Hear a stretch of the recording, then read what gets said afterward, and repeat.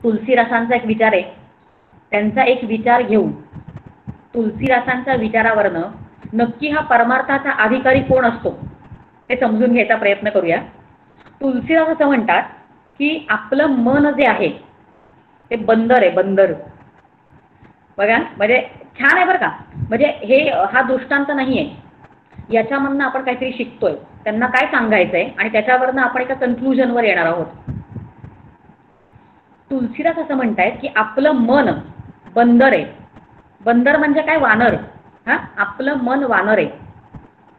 आता हे वाक्य जेव्हा आपण फ्रेम केलं, हे वाक्य जेव्हा आपण म्हटलं की आपलं मन वानर, त्याच्यामध्ये गंमत आहे की आपलं मन म्हणजे आपण मोठे झालो, बरोबर, आणि आपलं मन म्हणजे मन आपल्या अधीन झालं, बरोबर की नाही.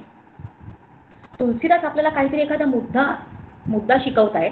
ते असं म्हणतात, जर आपलं ते बंदरच आहे, कारण ते चंचलच आहे, ते वायू तत्वापासून निर्माण झालेलं आहे. आपलं मन बंदर आहे, पण ते आपलं आहे, बरोबर. म्हणजे आपण मोठे, म्हणजे आपण कोण झालो? आपण झालो स्वामी. आणि आपलं मन म्हणजे आपल्या अधीन आहे ना ते. आणि मग ते जर आपल्या अधीन असलं तर ते कोण झालं? आपलं सेवक. आणि तुलसीदास असं म्हणताय की हा परफेक्ट सिनारिओ आहे, म्हणजे अगदी योग्य पद्धत आहे, जिथे आपण जे आहात तो स्वामी आहोत. आपण स्वामी आणि आपल्या अधीन जे आहे ते मन आपलं. आणि असा मानव जो असतो, जो स्वतः स्वामी असतो आणि त्याचं मन त्याच्या अधीन असतं, ते बंदर असतं. आणि असा सिनारिओमध्ये हा जो कोण मानव आहे ना, तोच मानव दानवाला मारू शकतोय. काय सुंदर शिकवत आहेत बघा आपल्याला तुलसीदास. नाहीतर खरं काय होतं, बरोबर उलट असतं. व्यवहारात आपण काय बघतो, बरोबर उलट असतं. काय असतं की आपलं मनच स्वामी होतं, हो की नाही. म्हणजे मन जे जे सांगेल ते गुमान सगळं आपण ऐकायला लागतो. म्हणजे मन स्वामी होतं आणि आपण सेवक. म्हणून आपल्याला तुलसीदास असं म्हणताय, परमार्थाचा अधिकारी कोण, हा सगळा विचार चाललाय. त्याच्यासाठी ते म्हणतात की तुम्ही आधी स्वामी तरी व्हा, कारण ज्याच्या हातामध्ये त्याचं मन आहे तो मानव होतोय. आणि तोच मानव बघा, प्रभू रामांचा आठवा, राम मानव म्हणून अवतार घेतलाय आणि त्यांचा सेवक कोण होता? तर वानर त्यांचा सेवक होता. आणि असा मानव त्याचा सेवक वानर आहे, तोच दानवांना मारू शकतोय. आणि एक नाही, म्हणजे रावणाला मारलेलंच आहे, पण रावणासारख्या असंख्य दैत्यांना, दानवांना मारलेलं आहे. म्हणून आधी मानव तरी झालं पाहिजे ज्याच्या हातात त्याचं मन आहे. म्हणजे रावणाने तप केलं आणि तप केल्यानंतर ब्रह्मदेव प्रसन्न झाले आणि सांगितलं, माग, तुला काय मागायचंय ते माग तू. तेव्हा रावणाने सांगितलं की मला मरण नको. तर ब्रह्मदेव म्हणाले, अरे बाबा लेकाचा, मला पण हे शक्य नाहीये, कारण कल्पांती मला पण जायचंय, म्हणजे मला पण मरण आहे. जे माझ्याकडेच नाही ते मी तुला कसं देऊ, काहीतरी वेगळं माग. रावण शहाणा होता, म्हणाला ठीक आहे, मग असं कर की मला यांच्याकडनं मरण नको. म्हणजे त्याने एक सूचीच ठेवली समोर, एक लिस्ट ठेवली की मला कोणाकोणाकडनं मरण नको. मग त्यांनी कोण का नावं घेतली. मग त्यांनी देवाचं नाव घेतलं की देवांकडनं मरण नको, देवांकडनं नको, दानवांकडनं नको. मग नंतर यक्ष, हे सगळ्या योनी आहेत वेगवेगळ्या, यक्षांकडनं नको, गंधर्वांकडनं नको. आणि असं सगळं यांच्याकडनं नको, त्यांच्याकडनं नको. असं जेव्हा त्यांनी म्हटलं तेव्हा त्याने मानव आणि वानर यांचं नावच घेतलं नव्हतं. म्हणजे त्यांनी काय विचार केला असेल की जर का मला देवांकडनंच मरण येणार नसेल, देवांकडनं मरण नाही, दानवांकडनं नाही, तर मला मानवांकडनं येईलच कसं. मानव कीच झाडकी पत्ती, मानवांकडनं मरण कसं येईल. आणि अजूनही काही त्यांनी विचार केला असेल की आज मानव हा मानवच नाहीये, कारण मानवाचं काय झालंय, मानव अधीन गेलाय त्याच्या मनाच्या, आणि त्याच्या अधीन आपल्या स्वतःच्या अधीन गेल्यामुळे तो मानव न उरता तो दानव झालाय.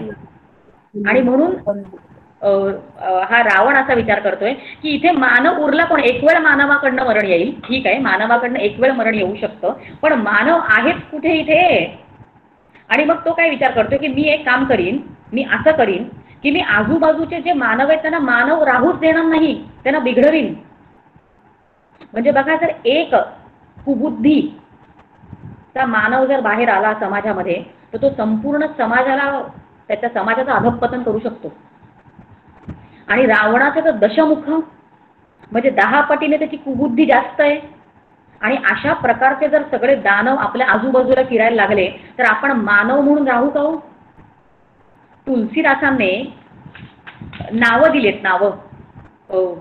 म्हणजे या दानवांची नावं, ते नावं बघा, त्या नावांवरनं आपण त्या नावांमध्ये कुठे बसतोय का? म्हणजे आहेत नावं दानवांची, पण त्याच्यामध्ये आपलं नाव आहे का? आपण बघूया. दानवांच्या नावांमध्ये तुलसीदास असं म्हणतायत की कुमुख अकंपन कुलिसरद. आधी वाचते बरं का त्यांनी काय सांगितलंय ते, आणि मग अर्थ बघूया. कुमुख अकंपन कुलिसरद धूम्रकेतु अतिकाय एक एक जगजीती सकै ऐसे सुबट निकाय. म्हणजे नावं बघा, आधी नावं दिली आहेत सगळ्यांची, दानवांची नावं. कुमुख अकंपन कुलिसरद धूम्रकेतु अतिकाय. आणि हे सगळे इतके प्रचंड त्यांच्याकडे सामर्थ्य आहे की एक एक जगजीती सकै, जगाला जिंकू शकतात, हरवू शकतात. ऐसे सुबट निकाय. सुबट म्हणजे कुशल योद्धा. असा समुदाय आहे या सगळ्या कुशल योद्धांचा, जे जगाला हरवू शकतात. त्यांच्या नावांवरनं आपल्याला काय शिकता येत आहे बघा. पहिलं त्यांनी नाव घेतलंय कुमुख. कुमुख. मग सुमुख कोण?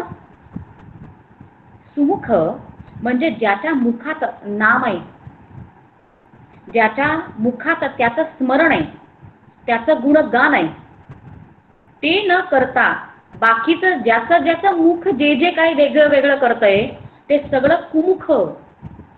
त्यांना दानव म्हटलंय तुलसीदासांनी. मग आता प्रत्येकाने स्वतःला ताच पडायचं आहे की मी दानव तरी आहे का मी मानव आहे? मिनिमम मानव आहे का मी?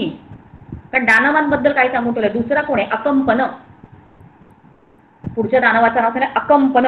अकंपन म्हणजे अकारण दुसऱ्याचा द्रोह करणारा. आणि कितीही मोठं पाप केलं तरी मनात भीती नाही निर्माण होत, भीतीच वाटत नाहीये त्यांना बघा. आणि म्हणजे कंपन निर्माण होत नाहीयेत शरीरामध्ये त्यांच्या, पाप करून पण. आणि असे आपल्या बाजूला कमी लोक आहेत का आज? या सगळ्यांना तुलसीदास दानव म्हणतायत. आणि अजून एक पुढे त्याने नाव घेतले कुलिसरद. कुलिसरद म्हणजे ज्याचे दात वज्रासारखे आहेत. म्हणजे बघा, काही लोक असतात की ते दातावर दात ठेवून दुसऱ्यांची जर प्रगती झाली तर ते त्यांना बघवत नाही, दुसऱ्यांची ईर्ष्या करतात. मग जेव्हा जेव्हा आपल्या मनात दुसऱ्यांची प्रगती आड येते तेव्हा आपण कुलिसरद असतो. आणि अजून एक नाव त्याने केलं धूम्रकेतू. धूम्र म्हणजे धूर आणि केतू म्हणजे झेंडा, पताका. म्हणजे दुसऱ्यांचा धूर बघून स्वतःचा झेंडा फडकवणारे जे असतात त्यांना धूम्रकेतू असं म्हणतात. आणि अजून एक काय नाव घेतलं? अतिकाय. अतिकाय याच्यावरनं कळतं की अति खाणारा. असं जरी कळलं तरी आपण अर्थ समजून घ्यायचा की जो स्वतःसाठीच खातोय, स्वतःच बघतोय, माझं घर, माझं कुटुंब, एवढ्यासाठी ज्याचं खानपान चालू आहे त्याला दानव म्हटलंय तुलसीदासांनी. आणि या सगळ्या नावांवरनं आपल्याला कळतं की दानव कोण आणि मानव कोण. आजचा आपला जो विषय आहे तो आहे परमार्थाचा अधिकारी कोण. अगदी उत्तर आपल्याला सरळ इकडे मिळतंय की परमार्थाचा अधिकारी व्हायचा असेल तर मिनिमम मानव आधी व्हा. कारण मानवांचे पण पुढचे प्रकार आहेत. तेवढं होऊनच परमार्थाचा अधिकारी होत नाही, मिनिमम एक्सपेक्टेशन. आणि मग एकदा की मानव झालो, मानवांमध्ये पण एक वाईड स्पेक्ट्रम आहे, प्रकार आहे. त्याच्यामध्ये आपण कुठल्याही ग्रंथ आध्यात्मिक घेतला आपल्याला हा सगळा विचार दासबोधामध्ये पण मिळतो की या मानवांचे प्रकार किती आहेत. मग त्याच्यामध्ये सांगितलं जातं की एक बद्ध आहे. आता त्याचा फक्त उच्चार करते कारण आपला पुढचा विषय आजचा जो विषय आहे तो साधन चतुष्टय आपला विषय आहे. जर तुमच्याकडे परमार्थ विज्ञान असेल, प्राजक्ताताईने आपल्याला परमार्थ विज्ञानाची PDF पाठवली होती. आणि परत मिनिमम एक्सपेक्टेशन आपल्या या सत्राची आहे की आपण सगळ्यांनी ते वाचून यायचंय. ऐकलं जाईल आधी आणि मग नंतर समजेल. असं करण्यापेक्षा एकदा करून बघा की आधी वाचून या आणि मग ऐका, मग समजण्यामध्ये फरक पडतोय का आपण सगळेजण बघूया. आपलं हे अभ्यास सत्र आहे. मानवांच्या बद्दल आपण विचार करतोय की मानवांचे स्तर कुठले आहेत. त्याच्यामध्ये सगळ्यात पहिला मानवांचा स्तर आहे जो सांगितला जातो तो म्हणजे बद्ध. बद्ध म्हणजे जो विषयांनी बद्ध आहे, विषयांनी बांधला गेला आहे. आणि आपण सगळे खरंच तिथे पडतो का बघूया. सगळे विषयांमध्ये अडकलेलो आहोत आपण. म्हणजे पहिल्या स्तरावरचा जो मानव आहे, ज्याला सगळे विषय खरे वाटतात, ज्याला हा देह खरा वाटतो, ज्याला हे जग खरं वाटतं, जो विषयांमध्ये जखडला गेला आहे, त्याला म्हणायचं बद्ध. मग पुढचं शास्त्र उत्तर देतं त्याच्या पुढचा कोण आहे, कारण आपल्याला त्याच्या पुढे थोडासा प्रवास करावा लागतो. कारण साधन चतुष्टय संपन्न जो आपला आजचा विषय आहे, हे जर नीट समजायचं असेल, साधक व्हायचं असेल, तर हळूहळू आपल्याला स्तर उंचवावे लागतात. पुढचा स्तर आहे तो आहे मुमुक्षू. आता हा जो आहे मानव, त्याला हे कळलेलं असतं की मीच सर्वस्व नाहीये, सगळं माझ्या क्षमतेमध्येच नाहीये सगळं करणं. जर ही सृष्टी दिसती आहे तर त्याचा करता कोणीतरी असला पाहिजे. किती सिंपल लॉजिक आहे. माझ्या घरी जर का पोळ्या तयार आहेत, सकाळी माझ्या घरी जर पोळ्या तयार आहेत, तर ते पोळ्या आपण नाही तयार झाल्या ना, त्याला कोणीतरी तयार करणारा हवं की नाही. ते कोणीतरी तयार करते, केल्याच मी सकाळी. तसं जर ही सृष्टी दिसतीये तर ती काय आली का अशीच, त्याचा कोणी करता नसावा. आणि हा जो मानव आहे याला कळतं की माझ्यापेक्षा वर कोणीतरी आहे, आणि त्याला जाणण्याची इच्छा, जी जिज्ञासा जागृत होते, त्याला मुमुक्षू असं म्हटलंय. म्हणजे एक झाला बद्ध, दुसरा आहे मुमुक्षू, आणि त्याचा वरचा जो आहे त्याला साधक असं म्हटलं जातं. मग हा साधक कोण आहे? हा साधक तो आहे ज्याला साधन, योग्य साधन काय करायचं ते कळलेलं असतं. तोपर्यंत त्याला सद्गुरू मिळालेले असतात. सद्गुरूंकडनं साधन त्याला मिळालेलं असतं, सद्गुरूंकडनं नाम त्याने घेतलेलं असतं, आणि त्या अनुषंगाने स्वतःच्या बुद्धीने अभ्यास न करता सद्गुरूंनी सांगितलेलं हिताचं जे असतं त्या पद्धतीचा ज्याचा अभ्यास चालू होतो त्याला साधक असं म्हणतात. आणि त्याचा पुढचा मानव कोण आहे मग? म्हणजे आपण पाहिला एक बद्ध, एक मुमुक्षू, एक साधक, आणि त्याच्या पुढचा जो आहे तो आहे सिद्ध. सिद्ध म्हणजे ज्याच्याकडे खूप सिद्धी प्राप्त आहेत, म्हणजे सिद्ध का? म्हणजे सिद्धी आपण बघतो किंवा ऐकलेलं तरी असतं की कोणाकोणाला काय काय सिद्धी प्राप्त आहेत, अचानकपणे गायब होतात.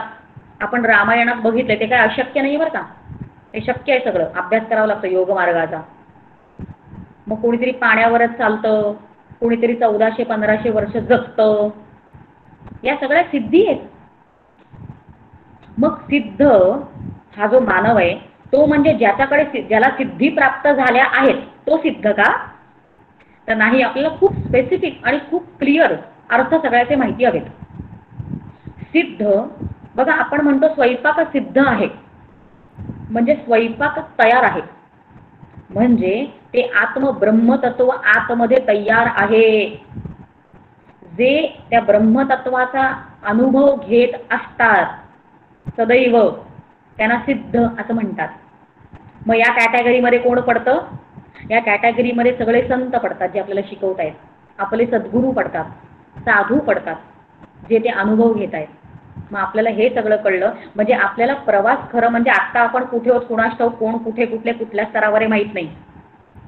पण जर बद्ध असू, कारण हे सगळं जर आपल्याला जगत खरं वाटतंय, तर नक्कीच अजून आपण बद्ध आहोत. म्हणजे आपल्याला प्रवास बद्धापासून मुमुक्षूपर्यंत. कारण मुमुक्षू लक्षणं जी समर्थांनी दासबोधामध्ये सांगितले तिकडे पण खरं म्हणजे आपण बसतच नाही, कारण फार पुढचा आहे तो मुमुक्षू. समर्थांचा मुमुक्षू फार पुढचा आहे. मग मुमुक्षू म्हणजे बद्धापासून मुमुक्षू, मुमुक्षू पासून साधक इथपर्यंत जावं लागतं आपल्याला. कारण बद्ध जो आहे त्याला मुक्त व्हायचे म्हणजे सिद्ध व्हायचे चान्सेस नाहीत. मुमुक्षू जो आहे त्याला अजून खूप तयारी करायची आहे. साधक जो आहे ना, तो मात्र त्या मार्गाला बरोबर लागलाय, त्याला रस्ता सापडलाय, तो पोचायचा आहे, पण तो योग्य रस्त्यावर आहे, कारण तो सद्गुरूने सांगितलेलं साधन करतोय. आणि मग आता याच्या पुढे आपला आजचा विषय, आता हा पुढचा जो विषय सगळा सांगणार आहे तो आपला परमार्थ विज्ञानामध्ये जो सगळा विषय आलेला आहे तो तुम्ही वाचला असेल असं आपण गृहीत धरूया. परमार्थ विज्ञानामध्ये डॉक्टर काकांनी आधी साधक म्हणजे कोण ते सांगितलेलं आहे, त्याची डेफिनेशन. परत साधक म्हणजे कोण तर जो साधन चतुष्टय संपन्न आहे तो साधक आहे. साधन चतुष्टय आलंय सगळं पुढे परमार्थ विज्ञानामध्ये, त्या ग्रंथामध्ये. मग साधन चतुष्टय म्हणजे काय? जो साधक 4 प्रकारची साधनं करतो, त्याच्याकडे ती संपन्नता आहे ते साधन करण्याची, त्याला साधक असं म्हणतात. चतुष्टय म्हणजे 4 प्रकारची साधनं म्हणजे साधन चतुष्टय, आणि त्यालाच साधक असं म्हटलं गेलंय. मग हे कुठले आहेत? आधी हे 4 कुठले आहेत ते वन लाइनर मध्ये बघूया, एका फटक्यात म्हणून दाखवते, आणि मग नंतर या एक एक गोष्टी समजून घ्यायचा प्रयत्न करूया. कारण आज पूर्ण वेळ आपण फक्त या 4 गोष्टींकडे बघणार आहोत. दुसरा विषय पुढचा बसत नाहीये. म्हणूनच माझं अजून एक सत्र ठेवावं लागलंय पुढे. काय आहे? माझ्याबरोबर अजून 2घी जणी बोलणारे आहेत. एक आहे सीमाताई इनामदार आणि दुसऱ्या आहेत अलकाताई, माझी आई.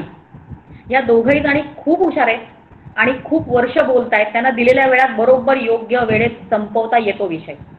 माझ्यासारखे नवखे लोक आहेत, आत्ताच बोलायला शिकलेले आहेत, त्यांना वेळ कमी पडतोय. पण आपण सगळ्यांनी विचार करूया, तुमच्या बरोबरीने पण मी अभ्यास करते, आपण सगळ्यांनी एकत्र अभ्यास करूया. आणि अजून एक सत्र म्हणजे पुढचं सत्र जे आपण ठरलं होतं त्याच्या अगोदर एक मध्ये सत्र ठरूया आणि संपूर्णपणे परमार्थाचा अधिकारी जो परमार्थ विज्ञान ग्रंथामध्ये आलेला आहे तो संपवायचा प्रयत्न करूया. आज मात्र आपण जो विचार करणार आहोत, आपल्याला माहिती असतं की आपण काय विचार करणार आहोत, तर बरं पडतं अभ्यास करायला. आज मात्र आपण साधन चतुष्टय संपन्न म्हणजे 4 गोष्टी ज्याच्याकडे आहेत त्याला साधक असं म्हणतात. त्या 4 गोष्टी कुठल्या त्या आधी पटकन म्हणून दाखवते. एक आहे विवेक. विवेक म्हणजे आपल्याला आतापर्यंत माहिती झालं, आपण सगळे अभ्यास करतोय, आपण ग्रंथ वाचलेले आहेत, आपल्याला माहिती नाही असं नाही.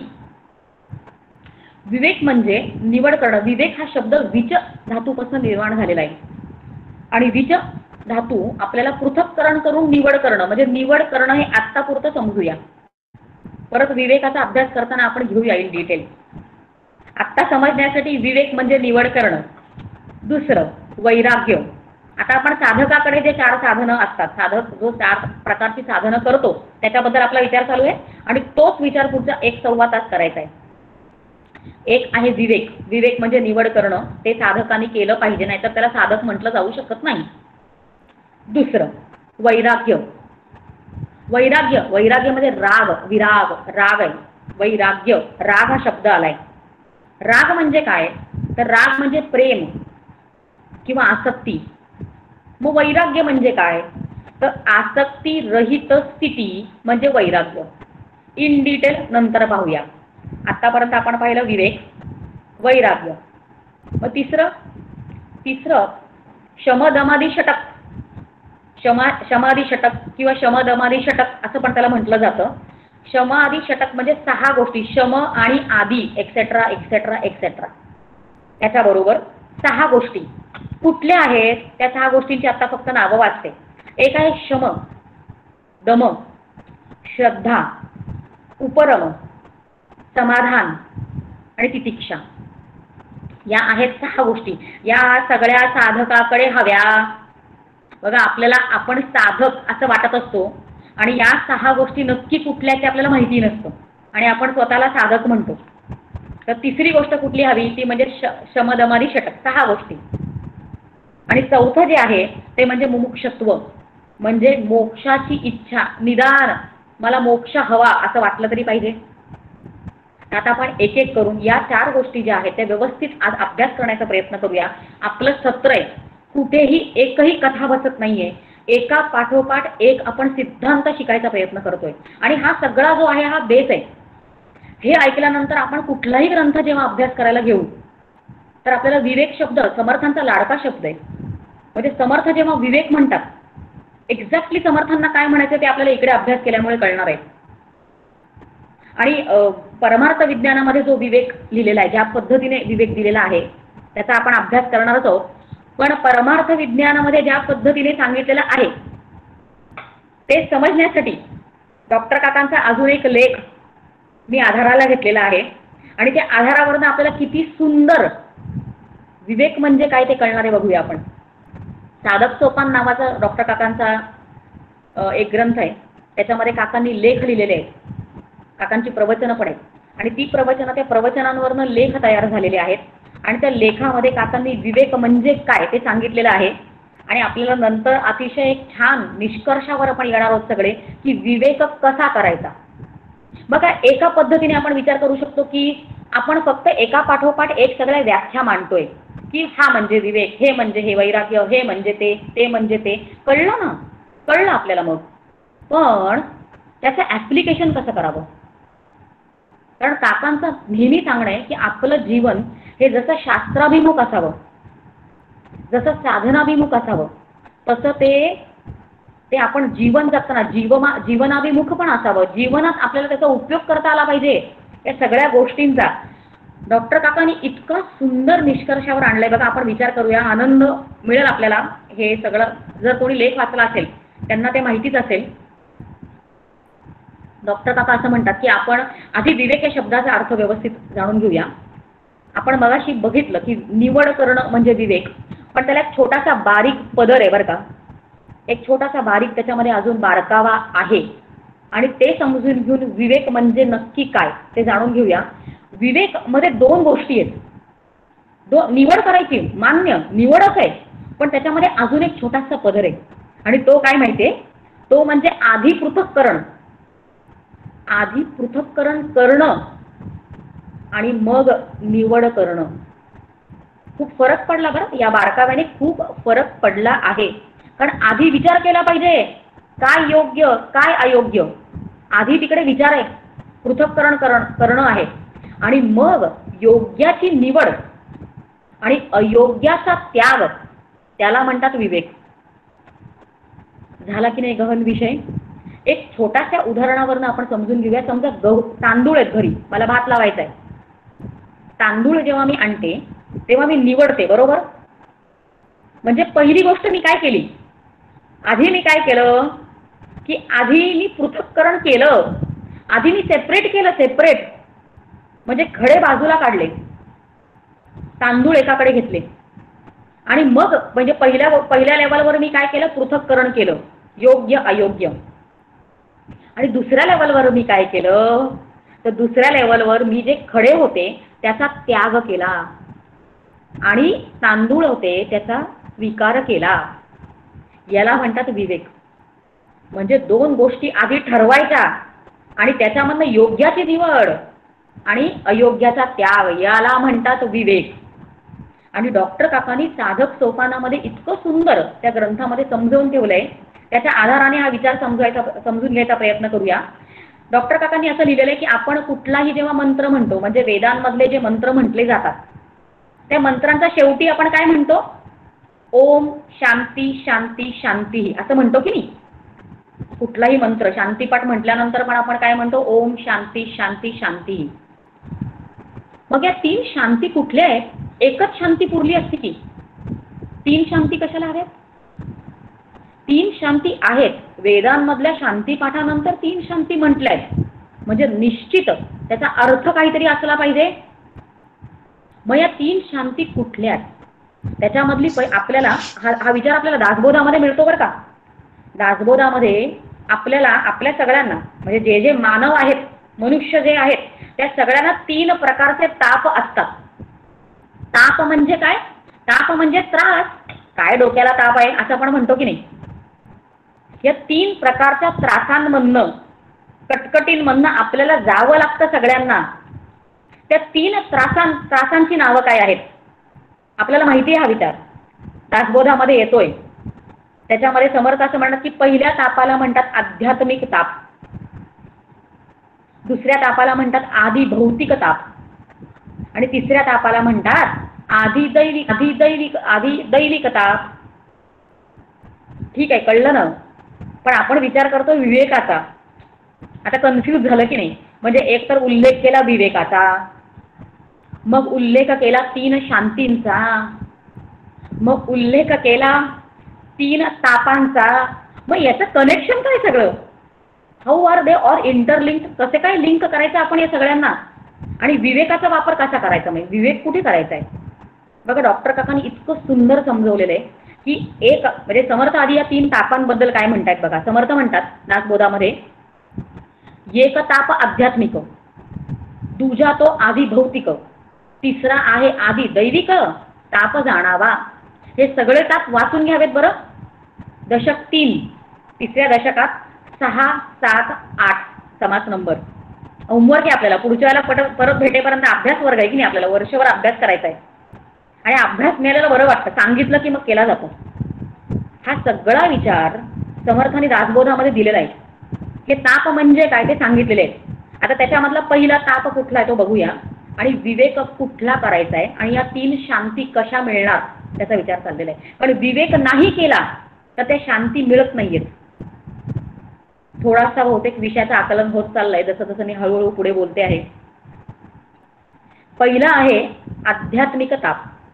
आता अध्यात्म म्हणजे काय, माझी ओळख बऱ्याच वेळा करून दिली जाते लोकांना की ही आध्यात्मिक अभ्यास करते, असं ओळख करून दिली जाते. बरं, मला खूप गंमत वाटते असं काही असे वाक्यप्रचार आले की की आपल्याला शब्दांचे म्हणजे शब्द फक्त शब्दांच्या अर्थांसाठी बघत नाही बरं, आपण शब्दांमध्ये अडकत नाही होत.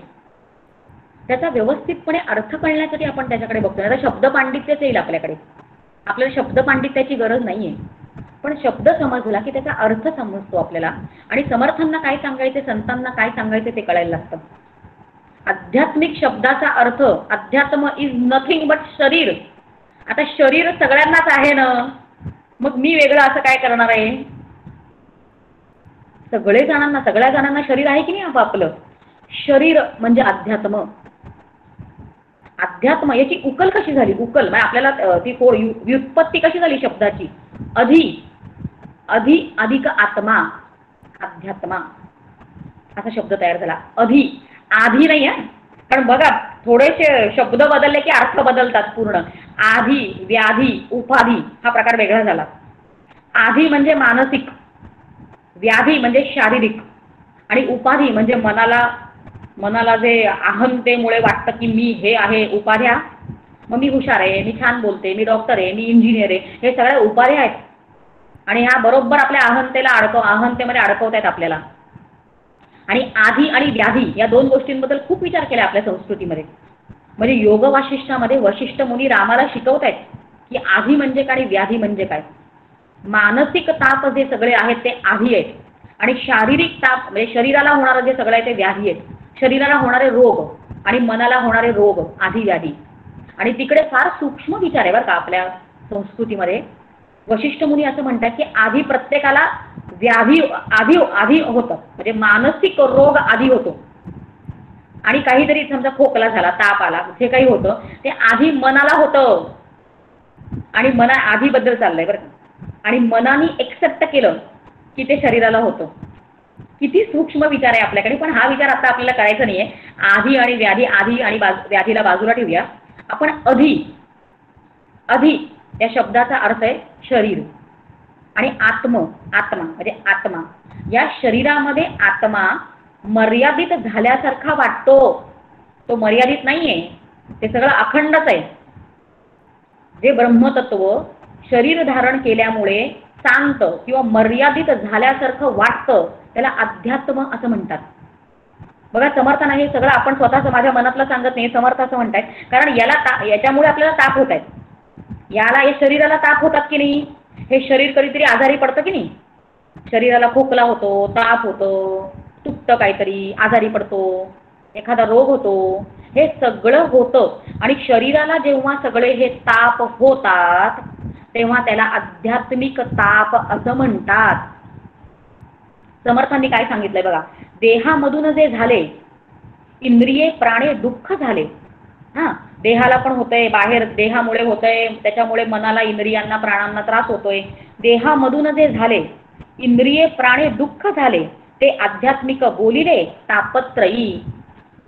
म्हणजे या तापत्रयी तिघांपैकी शरीराला जे होणार आहे त्याला आध्यात्मिक ताप असं म्हणतात. कळलं, मान्य. अध्यात्म शब्दाचा अर्थ कळला, आध्यात्मिक ताप म्हणजे काय हे कळलं. पण त्याचा संबंध त्या शांतींशी कसा आहे आणि विवेकाशी कसा आहे ते नाही कळलं. आता हे विचार करण्यासाठी, हे समजून घेण्यासाठी परमार्थ विज्ञानामध्ये जे सांगितलंय ते परमार्थ विज्ञान असं म्हणतं की शरीरासंदर्भात जे ताप होतात त्या तापांमध्ये आपण एक प्रकारचा विवेक करायचा आहे. आता विवेक म्हणजे आपला विवेक ॲप्लाय करायची वेळ आली. म्हणजे विवेक म्हणजे काय ते आपण शिकलो. विवेक म्हणजे पृथक्करण करणं आणि निवडणं. आता इकडे ॲप्लिकेशन आलं बघा. परमार्थ विज्ञान छोटासा ग्रंथ आहे, पण डायरेक्ट ॲप्लिकेशन देत आहे. हे ताप होत आहेत का? हे ताप खरे नाहीत, कारण ते देहाचे आहेत. आणि तू चुकून स्वतःला देह समजून बसला आहेस. अरे तू देह नाहीस, तू आत्मा आहेस. हे आपल्याला शिकायचं आहे. आणि म्हणून आपल्याला विवेक करायचा आहे की मी देह नाहीच आहे. डॉक्टर काका खूप छान त्यांच्या प्रवचनामध्ये सांगतात की ते म्हणतात की त्यांच्या गुडघ्याचं ऑपरेशन करायचं होतं डॉक्टर काकांच्या. मग ते गुडघ्याशी बोलले. किती छान संकल्पना आहे बघा. आपल्याला जे जे त्रास होतात म्हणजे आपण लगेच त्या देहापेक्षा वेगळे होतो. साक्षी भाव. डॉक्टर काका प्रवचनामध्ये असं सांगतात की ते त्यांच्या गुडघ्याशी बोलले. अरे गुडघ्या, तू आत्तापर्यंत मला चांगली साथ दिलीस रे. आता तू मात्र मला त्रास देतोय, दुखावला जातोय. आता सगळा भार दुसऱ्या गुडघ्यावर येतोय. आता तुला जे लागणार ते मी करणार आहे. तुझ्यासाठी ऑपरेशन करावं लागणार आहे, तुझ्यासाठी मी गोळ्या खाणार आहे. आता तू शांत बस बरं, मला त्रास देऊ नकोस. किती सुंदर. इथे आपण स्वतःच्या देहापासून वेगळे झालो. सेपरेट, पृथक्करण. कारण आपण निवड काय केली आहे? आपण निवड याची केली की हे जड देह जो आहे, हा जड देह जो आहे तो मी नाही. आणि माझं तत्व जे आहे ते अचेतन, माझं जे स्वरूप आहे ते चेतन तत्व आहे.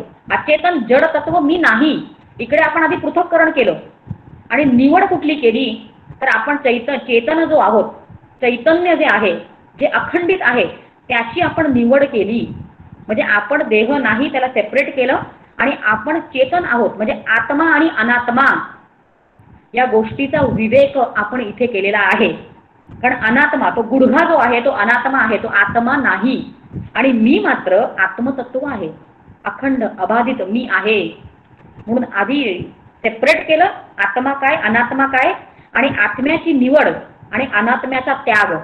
असं जेव्हा मी विवेक करते तेव्हा मला पहिली शांती मिळते. आलो पॉइंटवर आपण.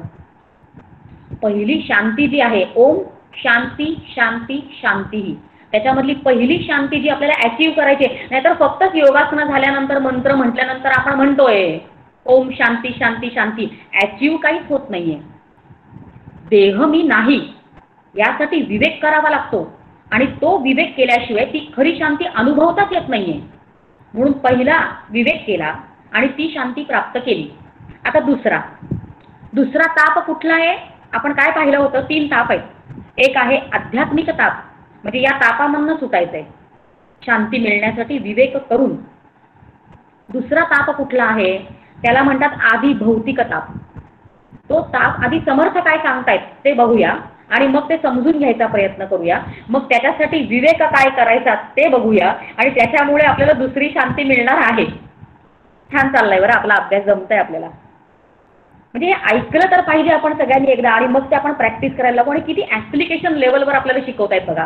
हे काही पुस्तकी ज्ञान नाहीये, म्हणजे पुराणातल्या वांगी पुराणात असं नाहीये. आपण अप्लाय करू शकतोय बरं हे सगळं. पुढचा ताप जो आहे तो आहे आधी भौतिक ताप. आणि ते सांगताना समर्थ म्हणतायत सर्व भूताचेनी संयोगे सुखदुःख उपजो लागे.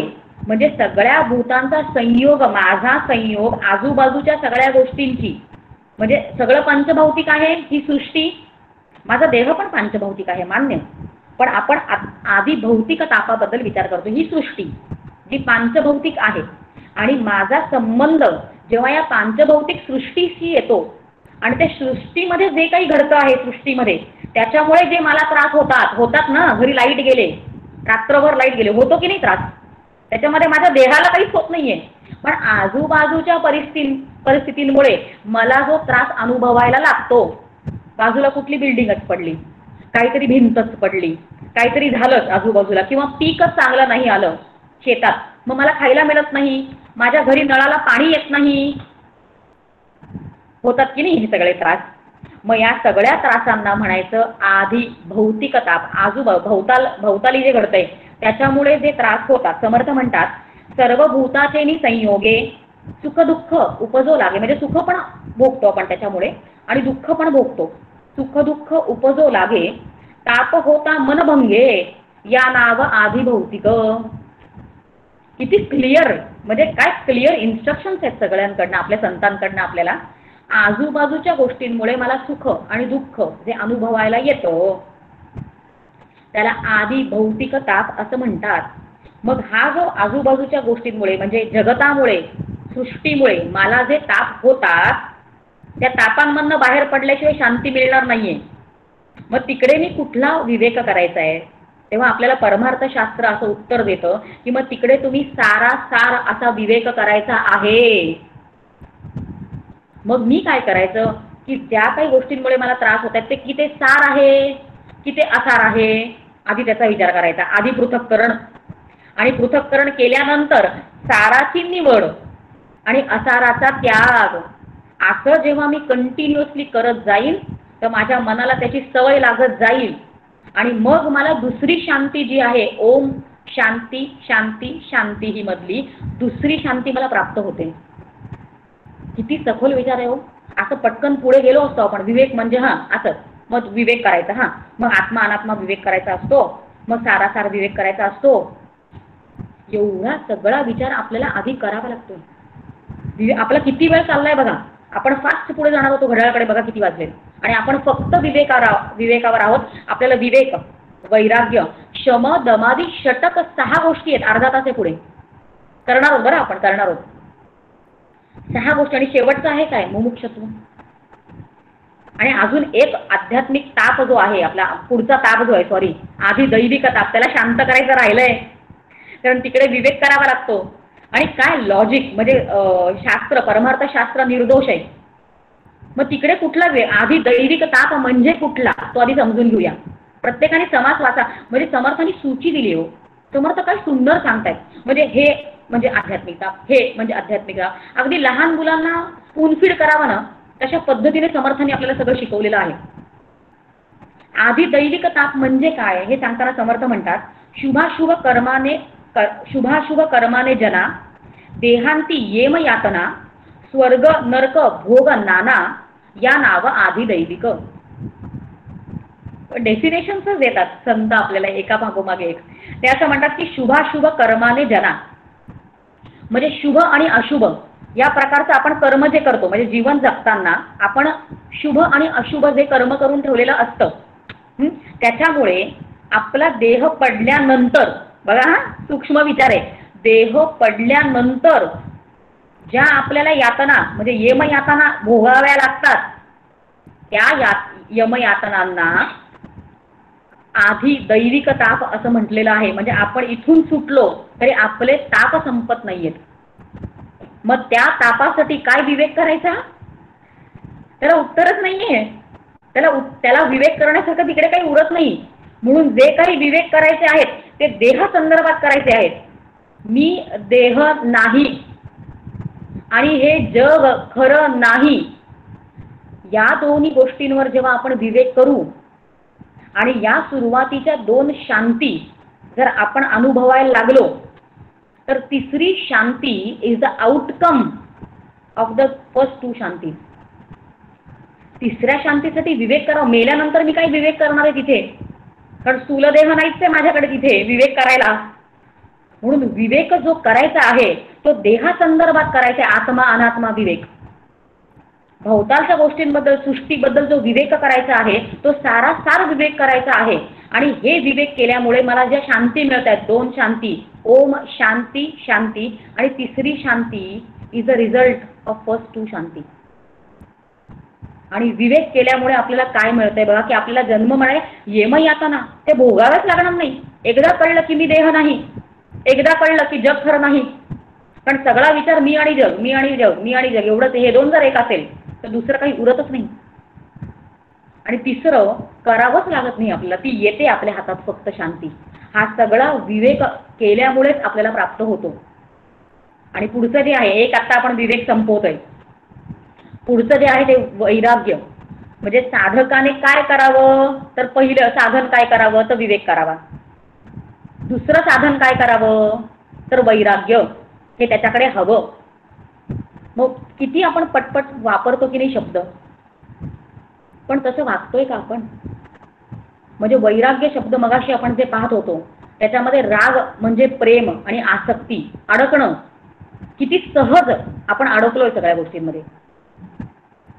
आणि वैराग्य म्हणजे आसक्ती रहित स्थिती. या वैराग्याबद्दल शास्त्रामध्ये खूप काही सांगितलंय बरं का. मी फक्त उच्चार करते, म्हणजे पिल्लू सोडायचं काम करते आता, म्हणजे अभ्यास करावासा वाटेल पुढे. पण आत्ता आपण वैराग्याच्या संदर्भात त्याच्याबद्दल विचार नाही करणार आहोत. आपण काय करतोय, कारण वेळेचा आपल्याकडे अभाव आहे, म्हणजे वेळेचा अभाव आहे आपल्याकडे, म्हणून आपण डायरेक्टली अप्लाय कसा करू शकतो, हा वैराग्य कसा शिकू शकतो, कसा अप्लाय करू शकतो, त्याचा आपण विचार करणार आहोत. मी फक्त वैराग्याचा विचार परमार्थशास्त्रामध्ये कसा झालाय त्याचा उल्लेख करते आणि सोडते, कारण या वैराग्याचे पण 3 पदर सांगितलेले आहेत. 3 स्तरांवर वैराग्याचा विचार होतो. तो म्हणजे एक म्हणजे गुणमय वैराग्य, त्याच्यामध्ये सत्व, रज आणि तम असं वैराग्य, आणि खूप बारीक बारीक बारकावे सगळे मी त्याच्यामध्ये नाही जाते, फक्त उल्लेख करून सोडतीये. एक आहे गुणमय वैराग्य, एक आहे गुणकार्य वैराग्य, आणि अजून एक पुढचं आहे ते गुणगंध वैराग्य. याच्याबद्दल आपण आत्ता विचार करणार नाही आहोत, कारण एक्झॅक्टली परमार्थ विज्ञानामध्ये जे आपण सुरुवात करतो अभ्यासाचा, तो कुठेतरी ज्ञानकांडामध्ये पोहोचतो, कारण आता कर्मकांड चालू आहे आपलं. आत्ता हे असं करा, हे असं करू नका, सुरुवात आहे आपली परमार्थशास्त्राच्या अभ्यासाची. ॲटलिस्ट परमार्थ विज्ञान या ग्रंथाच्या अनुषंगाने आपण जातोय म्हणून हा विचार घेत नाहीये. आपण काय करतोय आता, आपण काय करूया की हे वैराग्य आपल्याला अप्लाय करायला शिकायचं आहे. मग शास्त्राने आपल्याला वेगळ्या पद्धतीने उत्तर द्यायचा प्रयत्न केलेला आहे. ते असं म्हणतं की तुम्ही 2 पद्धतीने त्याग करायचा प्रयत्न करा, त्या त्यागामुळे तुम्ही वैराग्य अचीव करू शकता. बघा, सगळं ॲप्लिकेशन लेवलवर आहे. रोजच्या दैनंदिन आयुष्यात मी हे अप्लाय कसं करू शकते, कारण डायरेक्ट वैराग्य येणार कसं, अवघड आहे ते, साधणं अतिशय अवघड आहे. मग मला छोटे गोष्टी शिकवल्या पाहिजेत की नाही, आणि संत शिकवतायत. ते असं म्हणतात की एक म्हणजे वस्तुत्याग. हा सगळा विचार भगवद्गीतेमध्ये पण येतो बरं का. एक आहे वस्तुत्याग आणि एक आहे संगत त्याग. वस्तुत्याग म्हणजे काय, जे संन्यासी जे करतात त्यांना म्हणतात वस्तुत्याग. म्हणजे बघा, तुम्हाला आपल्याला दिसतं की त्यांनी ॲक्च्युअली त्यांचं घर सोडलेलं असतं, म्हणजे वस्तूचा त्याग आहे. त्यांनी साधी वस्त्र घालणं सोडलेलं असतं, भगवी वस्त्र परिधान केलेली असतात. म्हणजे वस्तुत्याग म्हणजे ॲक्च्युअल त्या गोष्टीचा त्याग करावा लागतो. मग मला ते जमणार आहे का, मग थोड्या प्रमाणात तरी मला जमू शकतं का. म्हणजे फॉर एक्झाम्पल, मी एका दुकानात गेले आणि मला 1000 रुपयाचा ड्रेस आवडला. वस्तूमध्ये माझी आसक्ती निर्माण होतीये. मला 1000 रुपयाचा ड्रेस आवडला, तर मग मी काय करायचं, मला त्याग शिकायचा आहे. मी आत्ताच सुरुवात केली परमार्थशास्त्राला शिकायला. मग मी काय करू शकते, तर मी काय, जे आवडलंय त्या वस्तूमधनं मला माझं मन काढून घ्यायचंय. मग मी 800 किंवा 500-600 रुपयाचा ड्रेस निवडते, नको मी हा घेते. जर का मी 600 रुपयाचा ड्रेस निवडला तर मला 400 रुपयाचं वैराग्य तिथे प्राप्त होतं. हो, टिप्स आहेत. छोट्या गोष्टींमधनं ज्याच्यामध्ये मन अडकतंय तिकडून काढून घ्यायचंय, तेवढं तरी सुरुवात करा. हे एक शास्त्राचं शिकवणं, वस्तुत्याग. त्याच्याही पेक्षा सुंदर असा एक त्याग आहे, चांगल्या पद्धतीने जो आपल्याला त्याग शिकायचा आहे, तो म्हणजे संगत त्याग. संग म्हणजे वस्तू जरी असली तरी त्याचा संग जो मनात कायम असतो ना, तो सोडा. आता बघा, विचार करा, जर मी ती वस्तू त्याग केला बरं का, म्हणजे 1000 रुपयाचा ड्रेसच्या ऐवजी मी 600 रुपयाचा ड्रेस विकत घेतला, पण त्या 400 रुपयाचं वैराग्य जरी मी सुपरफिशियली वरवर 400 रुपये वाचवले असतील तरी माझं मन त्याच्यातच गुंतलंय. म्हणजे त्या 1000 रुपयाच्या ड्रेसमधनं माझा संग गेलेला नाहीये, संग आहेच. म्हणून महत्वाचा काय आहे, तो संगत त्याग. मनामधून त्याचा त्याग करायचा आहे. हा अतिशय अवघड आहे. मग न जावं लागे वनांतरा, मग कुठे बाहेर जावं लागत नाही आपल्याला, वस्तुत्याग करावा लागत नाही, आहे तिथेच आपल्याला वैराग्य साधता येतो. आता बघा, थोडासा बारीक फरक आहे, म्हणजे बारीक नाही, आज मनात प्रश्न पण पडले पाहिजेत. आता आपण बोलतोय वैराग्याबद्दल, म्हणजे विचार शिकायचा आहे वैराग्य, आणि विचार करतोय त्यागाबद्दलचा. मग त्याग आणि वैराग्य याच्यामध्ये काही फरक आहे का, आहे ना. काय किती सुंदर आणि सखोल विचार आहे बघा. बारीक बारीक गोष्टी आहेत, पण या बारीक गोष्टी कळल्यामुळे ते आपल्याला अप्लाय करता येतात आयुष्यात. त्याग म्हणजे कृती आहे, कृती, ती क्रिया आहे तिकडे, ती मला करावी लागते. आणि वैराग्य ही स्थिती आहे. त्या स्थितीवर मी त्याग केल्यामुळे येते आहे. म्हणजे इकडे काय सांगितलं आणि साधकाकडे काय हवं? त्याग केल्यानंतर वैराग्याच्या स्थितीमध्ये लँडअप व्हायचं आहे. म्हणजे वैराग्य हा कसा वरचा आहे बघा. अवघड वाटतो, पण परमार्थ विज्ञान आपण जर वाचलं असेल तर त्याच्यामध्ये इतक्या छोट्या छोट्या टिप्स दिल्या आहेत. म्हणजे हा आपण दैनंदिन आयुष्यात याचा वापर कसा करून घेऊ शकतो. परमार्थ विज्ञानाचा मी सपोर्ट घेते आहे, आपण सगळ्यांनी वाचलं असेल. त्याच्यामध्ये डॉक्टर काकांनी असं लिहिलंय की काय करू शकतो आता वैराग्य जर आपल्याला अप्लाय करायचं आहे आपल्या दैनंदिन आयुष्यात, मग पहिलं काय करू शकतो? पहिली गोष्ट काय करू शकतो तर आपण हे जे विषयामध्ये अडकतोय आपण हे सगळे, तर या विषयांमध्ये अडकताना आपण मनात विचार करू शकतो की हे विषय जे आहेत ते नित्य नाही आहेत, ते अनित्य आहेत, ते अखंड टिकणारे नाही आहेत. म्हणजे आज आहेत पण नंतर नसणार आहेत, आणि मग ते आत्ता असताना मला सुख देणार आणि मग ते गेल्यानंतर दुःख देणार, असा विचार करा.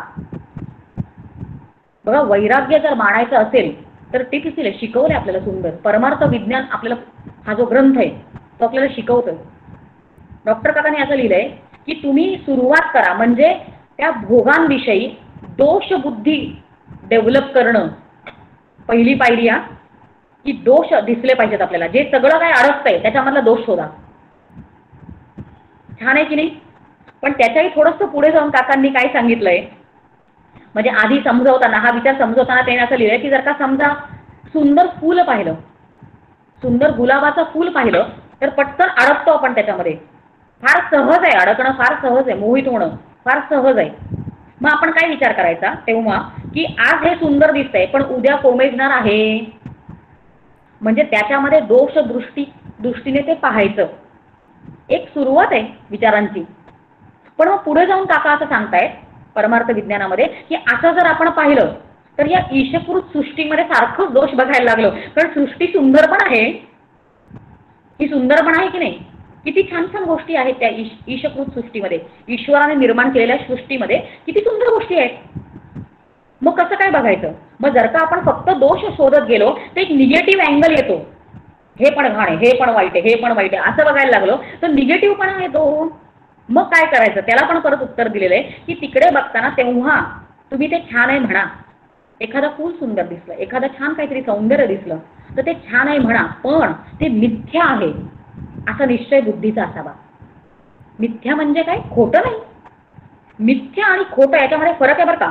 खोटं म्हणजे ते जे कायमस्वरूपी खोटं असतं, म्हणजे शशाला शिंग, एक वांझ आई, या सगळ्या गोष्टी खोट्यात खऱ्याच होऊ शकत नाहीत. पण एखादं सुंदर फूल दिसतंय, मला छान धबधबा दिसतोय, मग काय करायचं? ते छान आहे की नाही, ते आहे ना समोर, पण ते कायमस्वरूपी नाही म्हणून ते मिथ्या. ते सर्वत्र सदा आणि सम नाही म्हणून ते मिथ्या. अशा प्रकारची बुद्धी डेव्हलप करायची.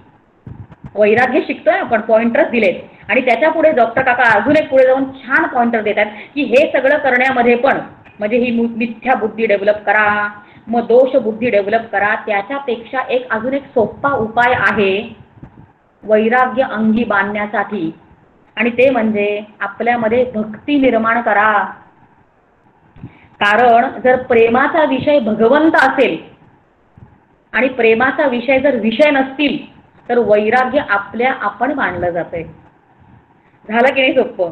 म्हणजे परमार्थ विज्ञान हे वाचल्यामुळे आपल्याला गोष्टी आपल्या आटोक्यात बघा कशा येतात आतमध्ये.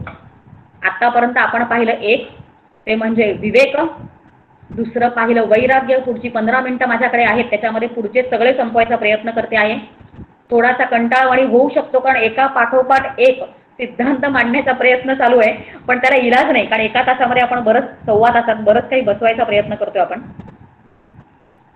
पुढचा आहे शमदमधी षटक. आता 6 गोष्टी ऐकायला तयार राहा बरं. एका पाठोपाठ एक 6 गोष्टी येणार आहेत. पहिलं आहे शम, दुसरं आहे दम. नावं घेत नाही आता परत, सगळं एक एक करून आपण घेऊया पुढे. शम म्हणजे काय? तर शम हा शब्दच शांत होणं असं सांगतो. शांत होणं, शमणे, शांत करणे म्हणजे शम. आणि हा गुण साधकाकडे हवाच. काय शांत करायचंय? शांत कसं होतं? साधक जेव्हा मनाला आवरतो तेव्हा त्याला शम असं म्हणतात. आपण डेफिनेशन केली बरं का आता तयार, शास्त्रामध्ये जी दिली आहे ते. मनाला आवरणे म्हणजे शम. कारण मन सारखं सारखं इकडे तिकडे फिरत असतं. कारण हे सगळं परमार्थ शास्त्राचा अभ्यास आपण का बरं करतोय? हा सगळा अभ्यास का करतोय? आत्मानुभूती मिळण्यासाठी करतोय, बरोबर की नाही? आत्मानुभूती मिळाली पाहिजे म्हणून, की मीच आत्मतत्व आहे हे समजण्यासाठी. मग ते समजण्याच्या आड जे काही विषय येतात त्याच्यामधनं मनाला आवरायला शिकणं म्हणजे शम शिकण्यासारखं आहे. शमाचे पण खूप प्रकार आहेत. आता त्याचा फक्त फास्ट उल्लेख करते, मग आपण थांबूया. एक आहे शमी. त्याच्या म्हणजे शमाचा विचार जेव्हा आपण करतो तेव्हा आपल्याला 3 स्तरांवर विचार करावा लागतोय. शास्त्राचा अभ्यास अगदी डिटेलमध्ये करायला गेलो की तो अवघड असतो. पण निदान माहिती पाहिजे की इतका सगळा विचार आपल्या ग्रंथांमध्ये झालेला आहे. शम साधायचा जर असेल तर हा शमी जो असतो, जो शम साधतो, त्याचा विचार 3 स्तरांवर करावा लागतो. एक अगदी खालच्या स्तरावर जो आहे तो आहे शमी. पुढच्या स्तरावर जो आहे त्याला मध्यम शमी असं म्हणतात. आणि अगदी वरच्या स्तरावर जो आहे त्याला उत्तम शमी असं म्हणतात. मग हा शमी म्हणजे सुरुवात जो करतोय तो नक्की कोण आहे? तो साधक नक्की कोण आहे? म्हणजे आत्ताच परमार्थशास्त्राचा अभ्यास करायला सुरुवात त्यांनी केली आहे. म्हणजे परमार्थाच्या प्रतिकूल विषयांपासून मनाला आवरण्याचा अभ्यास ज्यांनी आत्ताच चालू केलेला आहे त्याला शमी असं म्हणतात. म्हणजे आता हा सगळ्याचा विचार तो म्हणजे मनाला कसं आवरायचं असतं, मनाची स्थिती आत्ता माझी काय आहे, काय केल्याने माझं काय होईल मनाचं, हा सगळा अभ्यास जो करतोय ज्यांनी आत्ता चालू केलेला आहे आणि मग त्याला हळूहळू ते जमतंय त्याला शमी असं म्हणतात. त्याच्या पुढचा हा पहिल्या विभागातला शमी झाला. त्याच्या पुढचा कोण आहे? तो मध्यम शमी आहे. मग तो कोण आहे? आता त्याला हे बऱ्यापैकी कळलेलं आहे की मन आवरावं लागतं, हे त्याला कळलंय, निश्चित कळलेलं आहे. मग त्याच्या पुढचा अभ्यास तो करायला लागतो आणि तो म्हणजे सत्य, अहिंसा, ब्रह्मचर्य, अस्तेय, अपरिग्रह या सगळ्या खऱ्या गोष्टी ज्या त्या अष्टांग योगातल्या आहेत. पण त्या साधनेसाठी जे अनुकूल आहेत ते तो अनुकूल करून घेतो आणि त्याचा अभ्यास करायला लागतो. हा दुसऱ्या विभागातला शमी आहे ज्याला मध्यम शमी असं म्हटलेलं आहे. मग आपण नक्की कुठे बसतो आणि आपण आत्ता काय प्रयत्न करतोय? मनाला आवरण्याच्या कुठल्या स्थितीमध्ये आपण आहोत? आवरण्याचा प्रयत्न करतोय की आपण अगदी सुरुवातीला पाहिलं होतं की मनच स्वामी आणि आपण सेवक? नाही तर ते उलट होऊन बसतं, मग दानव कॅटेगरीमध्ये जातोय मग आपण. म्हणून हे जर नाही शिकलो तर आपण साधक नाही होऊ शकणार आहोत. म्हणून सगळ्याचा विचार करायचा आहे. मग एक आहे शमी, दुसरा आहे मध्यम शमी आणि तिसरा आहे उत्तम शमी. मग हा उत्तम शमी म्हणजे कोण आहे? हा उत्तम शमी खरं म्हणजे तो आहे ज्याने ते सगळं साधलंय, ज्याला ऐक्य, जो कायम सतत आत्माकार वृत्तीमध्ये आत्माकार झालेला आहे, असा जो आहे तो उत्तम शमी आहे. मग असाही प्रश्न मनात येऊ शकतो की मग याला शमी का म्हणतात? म्हणजे शम दम शिकून सगळं त्याचं झालेलं आहे ना, तो अनुभव तोच आहे, तो आत्माकार वृत्ती त्याची झालेलीच आहे, मग त्याला शमी तरी का म्हटलंय? मग त्याला उत्तर असं शास्त्र देतं की आपल्याला कळलं पाहिजे, तो सिद्ध आहे बरं हा शमी जो आहे तो, पण त्याने ती सिद्धी जी आहे आत्माकार वृत्ती होण्याची सिद्धी जी आहे ती या प्रोसेसमधनं शिकत शिकत शिकत तो गेलेला आहे, म्हणून त्याला उत्तम शमी असं म्हटलेलं आहे. किती छान अर्थ आपल्याला सगळ्या गोष्टीचे कळतं बघा. शम दम असं म्हणून जातोय आपण पुढे. मनाला आवरणाचे वेगवेगळ्या स्तरांवरचे वेगवेगळे कसा अभ्यास करतात त्याच्यामध्ये पण स्तर असतात हे आपल्याला याच्यामुळे कळलं. आणि निदान शमी व्हायचा प्रयत्न आपण करूया. आपण आत्ता पाहिला शम, त्याच्या पुढचा आहे दम. मग दम म्हणजे काय? मग आपण वाक्यप्रचार करतो बघा व्यवहारामध्ये. आपण असं म्हणतो, अरे जरा दम धर रे, अरे जरा दम काढ की, असं आपण म्हणतो की नाही? मग याचा अर्थ काय आहे?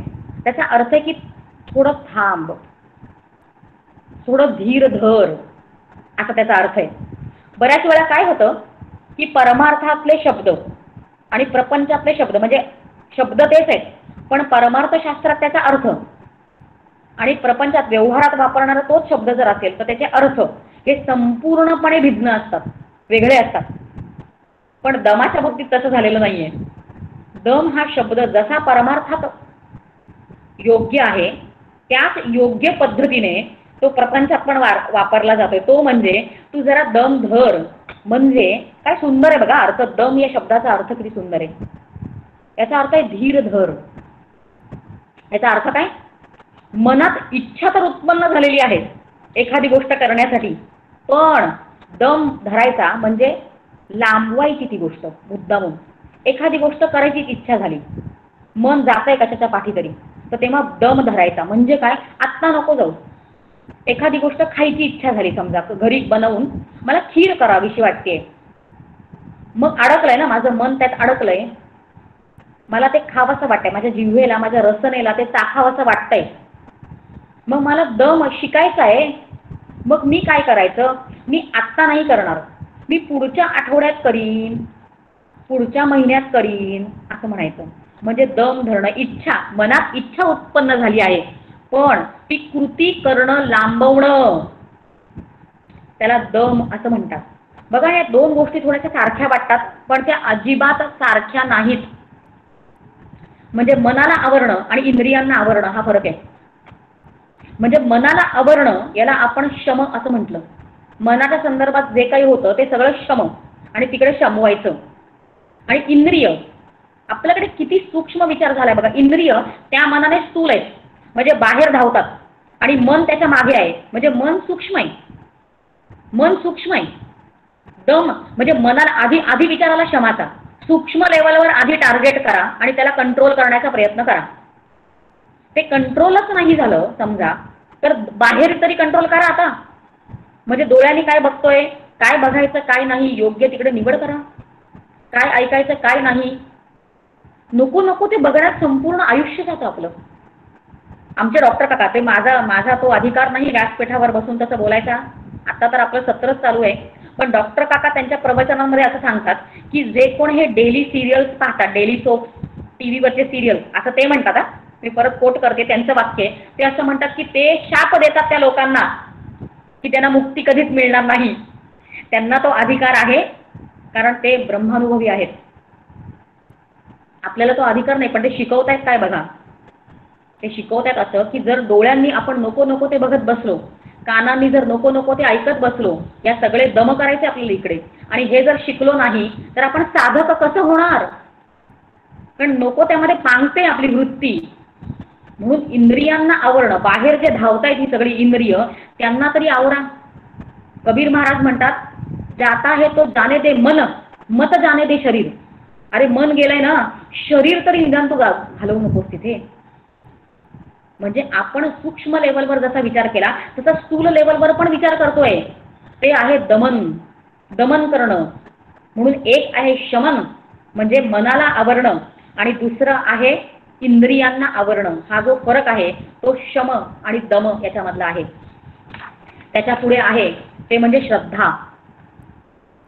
श्रद्धा हा शब्द आपल्याला माहिती आहे, आपण किती वापरतो हा शब्द, पण एक्झॅक्ट अर्थ श्रद्धाचा परमार्थाला धरून काय आहे आणि साधकाने श्रद्धा कुठे ठेवायची आहे ते आपल्याला इकडे अभ्यास केल्यावर कळतं. खूप परमार्थाच्या ग्रंथामध्ये, विवेक चूडामणीमध्ये असा विषय येतो, वाचावा नक्की. आचार्य समजवतात आपल्याला, या सगळ्या गोष्टींबद्दल सांगतायत. तत्वबोधमध्ये या सगळ्या गोष्टी येतात आपल्याला. समर्थ रामदास स्वामी या गोष्टींबद्दल, श्रद्धा म्हणजे काय हे सगळं सांगतायत. त्याचा प्रॉपर गोष्टींचा व्यवस्थित अर्थ आपल्याला माहिती हवा. श्रद्धा म्हणजे शास्त्र, संत, सद्गुरू यांच्यावर संपूर्ण विश्वास, पूर्णपणे विश्वास यांच्यावर असणं त्याला श्रद्धा असं म्हणतात. बघा अजून एक आपण फार चुकीचा शब्द वापरतो तो म्हणजे अंधश्रद्धा. म्हणजे अंधश्रद्धा असते आपली, अंधश्रद्धा असू नये असे वाक्प्रचार आपण करतो. पण हे वाक्य प्रचारच चुकीचे आहेत. कारण श्रद्धा जी असते किंवा श्रद्धा असायला हवी ती 100% अंधच असायला हवी. बघा विधान करते मी आणि अजिबात चुकीचं नाहीये. म्हणजे मग मी काय डोळस नसावं का? मग मी काय त्याचं काय हे करू नयेत का? करावं. परमार्थाच्या गोष्टीमध्ये करू नयेत. प्रपंचामध्ये करा ना तुम्ही 100 गोष्टी, स्वतःची बुद्धी वापरून करा वाटेल ते, पण परमार्थात नाही. परमार्थामध्ये जो जो स्वतःची बुद्धी वापरून तुम्हाला सांगतोय तिकडे जस्ट बी केअरफुल, तिकडे जाऊच नका त्या वाटेवर. परमार्थामध्ये आपल्याला काय करायचे, आपली 100% विश्वास, आपला विश्वास हा संतांवर हवा. समर्थ नामदास स्वामी काय सांगतात, एकनाथ महाराज काय सांगतायत, तिकडे हे बरोबर सांगतात की चुकीचं सांगतायत हे आजमावायचा प्रयत्न करू नका, चुकीची गोष्ट कराल. हां, म्हणजे आपल्याला कळत नसेल तर त्याचे गॅप बिल्डअप करायचा प्रयत्न नक्की करा. मला कळत नाहीये हा आविर्भाव हवा आपला. म्हणजे बऱ्याच लोकांना हल्ली म्हणजे राम चुकला असं म्हणतात लोक. म्हणजे त्याला एवढंही कळत नाही की त्याची बायको गर्भवती होती. सर्वसाधारण माणूस पण एका गर्भवती स्त्रीचा त्याग करणार नाही. त्यांनी रामाने त्या गर्भवती आपल्या बायकोचा, सीतेचा, जी पवित्र होती तिचा त्याग केला, असं कसा वागला तो. आता हे जे कोण बोलतायत त्याच्यामधल्या कोणी एकाने तरी मूळ रामायण वाचलंय का? काही वाचत नाही आपण, श्रद्धाच नसते आपली. आणि आपल्या बुद्धीने आपण निष्कर्ष लावायचा प्रयत्न. समर्थांविषयी बोलतात लोक, समर्थांचं वाङ्मय वाचावं. एक गोष्ट प्रत्येक एक श्लोक वाचताना डोळ्यात अश्रू येतात आपल्या. आणि समर्थांविषयी आपण उलट बोलतो. समर्थांनी अन्याय केला म्हणे, त्या मुलीवर अन्याय केला, त्याचं लग्न ठरलं होतं, मग आधीच नाही का नाही सांगितलं, बोहल्यावरून का पळून गेले. समर्थांविषयी आपण आपल्या बुद्धीने डिसाईड करणार. या संतांवर म्हणजे या गोष्टी जर विचार आल्या मनामध्ये तर मूळ वाचा ना. आपण व्हॉट्सअपच्या इन्फॉर्मेशनवर अवलंबून असतो. सगळं काही आपण इकडून तिकडून एखादा लेख वाचतो, एखादा कुठलं तरी ग्रंथ रामायणावर कोणीतरी लिहिलेलं असतं छोटंसं, ते आपण वाचतो, ज्यांनी स्वतःच्या बुद्धीने ते लिहिलेलं असतं. का नाही आपण मूळ वाचत सगळं? अंधश्रद्धाच हवी बरं. बघा, मी जेव्हा रस्त्यावरनं खाली उतरते आणि रिक्षावाल्याला सांगते की मला स्टेशनपर्यंत सोड, तेव्हा माझ्या मनात असं येतं का की हा मला पळून घेऊन जाईल, हा कुठेतरी वेगळीकडे जाईल? नाही, माझी संपूर्णपणे श्रद्धा त्याच्यावर असते की तो मला स्टेशनपर्यंत सोडणार आहे. अंधश्रद्धाच असते. मी दिवसातली जी काही कृती करते ती अंधश्रद्धेवरच चालते. मी रात्री झोपताना दही लावते की नाही दही रात्री झोपताना? मला दुसऱ्या दिवशी गोड दही खायचं असतं. मला असं वाटतं का की उद्याचा दिवस बघणारच नाहीये? नाहीच वाटत असं. कारण सगळं अंधश्रद्धा, अंधच हवी. मग आपण काय करतो माहितीये का, आपण या आपली जेव्हा श्रद्धा चुकीच्या गोष्टींवर असते त्याला वेगळं नाव आहे, त्याला कुचकी श्रद्धा म्हणताय.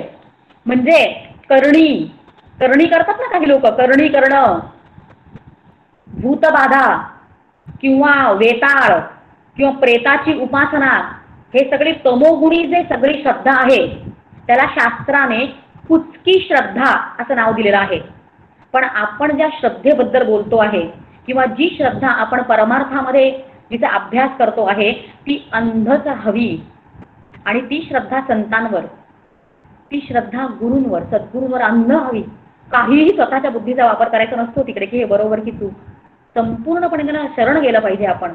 आणि ते जे काही सांगतायत ते जर ऐकलं तर कुठेतरी आपण साधक होऊ शकतोय. आपण आतापर्यंत काय काय पाहिलं? आपण पाहिलं शमदमादी षटकमध्ये शम, दम, श्रद्धा. पुढचं आहे उपरम. माझी वेळ पूर्ण होत चाललेली आहे, मी 1-2 ओळींमध्ये घ्यायचा प्रयत्न करते. उपरम म्हणजे या शब्दाचा अर्थ आहे, एका शब्दात सांगायचा प्रयत्न करूया आपण. उपरम म्हणजे संन्यस्त वृत्ती. सगळ्यांमधनं, सगळ्या गोष्टींमधनं, व्यवहारामधनं, पदार्थामधनं मनातून त्याग करता येणं आणि परत त्याग करून शांत असणं. त्या शांत असण्याला उपरम असं म्हटलेलं आहे. आणि साधकाकडे साधकाची दशा अशीच हवी, आतमधनं तो शांत हवा. म्हणून उपरम हा मोठा गुण आहे बरं, तो कमवावा लागतोय साधकाला. त्याच्या पुढचं आहे समाधान. आणि समाधान म्हणजे सम्यक आधा. समाधान म्हणजे समस्थितीवर, समस्थितीवर जेव्हा माझ्या आतलं अंतरंग असतं त्याला समाधान. म्हणजे मनाची अखंड, मन जेव्हा अखंड ईश्वर किंवा ब्रह्माच्या ठिकाणी लीन असतं तिकडे राहतं मन, त्याला समाधान असं म्हटलेलं आहे. म्हणजे जीव ब्रह्म ऐक्य म्हणजे एकांत. म्हणजे समर्थांची एक ओवी आहे की एकांगी नाजूक कारभार तेथे असावे खबरदार. म्हणजे समाधान साधण्यासाठी एकांगावर यावं. आणि ते म्हणजे काय? ती स्थिती साधणं म्हणजे काय? म्हणजे जीव आणि ब्रह्म ऐक्य म्हणजे एकांतात अतिशय दक्षतेने सावधपणे अंतःकरणाची शांत गंभीर संतुलित आणि प्रसन्न स्थिती सांभाळणं म्हणजे समाधान. आणि याच्यामधलं काही थोडंसं खुट्ट झालं की माझं आतलं सगळं बिघडतं. प्रत्येकाने आपापलं आतलं बघावं काय आहे ते चाललेलं आतमध्ये. आणि हे शमदमादी षटक मधल्या 6 गोष्टी आपण पाहिल्या. आणि अजून एक राहिली शेवटची तितिक्षा. 5वं समाधान आहे आणि शेवटचं तितिक्षा. तितिक्षा म्हणजे बघा इतकं सुंदर आहे, म्हणजे हे सगळं आपल्याला शिकायचं आहे बरं. तितिक्षा म्हणजे कुणाचाही द्वेष न करता सगळे आघात आपल्यावर आघात होत असतात. आपणच जे कर्म केलेलं असतं त्या कर्मामुळे आपल्या प्रारब्ध आपल्याला भोगावं लागतं, पण ते भोगण्याची आपली तयारी नसते. आणि ते भोगताना आपण सतत कुरकुरत असतो की माझंच असं का आणि त्याचं तसं का. माझ्या अंतरंगातली जी काही स्थिती आहे प्रारब्धामुळे मला जे काही भोगावं लागतंय ते कुरकुर न करता सगळे आघात सहन करत कुणालाही दोष न देता ते सहन करणं त्याला तितिक्षा असं म्हणतात. आणि ही तितिक्षा सहज येत नाही. या तितिक्षेला एक अतिशय योग्य अशी तत्वज्ञानाची बैठक लागते. त्याला वैराग्य आणि शमदमाची साथ लागते. त्याच्याशिवाय तितिक्षा जमत नाही. आत्ता आपल्या या शमदमादी षटकामधल्या 6 गोष्टी संपल्या आणि त्याच्या पुढचं शेवटचं जे आहे ते म्हणजे मुमुक्षत्व. म्हणजे मला मोक्ष हवा आहे असं निदान वाटणं सुरू करायचं. कारण या मुमुक्षत्व जे आहे त्याच्यामध्ये पण पुन्हा 3 प्रकार आहेत. त्याच्यामध्ये एक मंद आहे, एक मध्य आहे आणि एक तीव्र आहे. कारण तीव्र मुमुक्षत्व आल्याशिवाय लागतं होते जमेल तेव्हा बघूया, जेव्हा जमेल तेव्हा. शंकराचार्यांचा एक शिष्य होता. तो शंकराचार्यांना असं म्हणतो की मला आत्तापर्यंत अजून अनुभव का येत नाहीये शंकराचार्य, आत्तापर्यंत का नाही मला अनुभव आला या सगळ्या, जो तुमच्यासारखे सद्गुरूंच्या सानिध्यात सतत राहून पण मला अनुभव नाही, असं का होऊ शकतं. आणि हे तेव्हा त्यांनी कधी प्रश्न विचारला साधकाने, जेव्हा ते स्नान करत होते. शंकराचार्य अर्ध्या पाण्यामध्ये नदीमध्ये सूर्याला अर्घ्य देऊन स्नान जेव्हा करत होते तेव्हा बाजूला तो शिष्य उभा होता आणि त्यांना हा प्रश्न विचारला. मग शंकराचार्यांनी काय केलं तुम्हाला माहिती असेल ही कथा. शंकराचार्यांनी काय केलं की त्याची मानगूट पकडली आणि घट्ट मानगूट पकडून पाण्यात डुबवलं त्याची मान आणि अशीच धरून ठेवली. आणि आतमध्ये तो गुदमरायला लागला ना, कारण श्वास घेता येईना, गुदमरायला लागलं अचानक. आणि आचार्याने तसंच पकडून ठेवलं किती वेळ आणि थोड्या वेळाने सोडलं आणि बाहेर आल्यानंतर कधी एकदा श्वास घेतोय असं झालं. शिष्याला काही कळेच ना असं का केलं आचार्यांनी. आणि तेव्हा आचार्य शंकराचार्य त्याला म्हणाले की आतमध्ये आत्ता तुला कसं वाटलं, मी कधी एकदा बाहेर येऊन श्वास घेतोय असं मला वाटलं म्हणाले. तसंच परमार्थाबद्दल देवाबद्दल कधी एकदा दर्शन घेतोय, बाकी काहीच नको, आता फक्त श्वास घेणं, तसं मला बाकी काहीच नको, आता फक्त त्याचं दर्शन, असं जेव्हा वाटेल ना त्याला तीव्र मुमुक्षत्व म्हणतात. आणि तोच जो साधक असतो तो पुढे सिद्ध पर्यंत प्रवास करू शकतो. आत्तापर्यंतचा हा सगळा विषय जो होता आपण तो फक्त साधन चतुष्टय संपन्न म्हणजे काय, म्हणजे आपण विवेक पाहिला, 3 स्तरांवर विवेक करायचा प्रयत्न केला. एक म्हणजे आत्मा अनात्मा, दुसरा सारासार विवेक, आणि मग त्या विवेकामुळे 3री शांती प्राप्त होते असा आपण विचार केला. दुसरा आपण वैराग्याचा विचार केला. वैराग्याचा विचार करताना आपण संगत त्याग आणि वस्तुत्याग असं करून त्याग म्हणजे काय आणि वैराग्य म्हणजे काय याच्यामध्ये पाहिलं. आणि आपण सिंपल त्याच्या हे पाहायचा प्रयत्न केला की आपण डेली लाईफमध्ये ते कसं उतरवू शकतो की दोषदृष्टी निर्माण करावी, मिथ्या दृष्टी निर्माण करावी आणि भक्ती जर निर्माण केली तर सहज वैराग्य साधला जातो, हे आपण पाहिलं. मग आपण शमदमादी षटक अशा 6 गोष्टी पाहिल्या आणि आत्ता आपण मुमुक्षत्व पाहिलं. एवढा सगळा विचार आपण केला आहे आणि आपण समर्थ चरणी अशी प्रार्थना करूया की हे आपल्याला लवकरात लवकर साधता येईल. एवढं सांगून आत्ताच थांबते. जय जय रघुवीर समर्थ.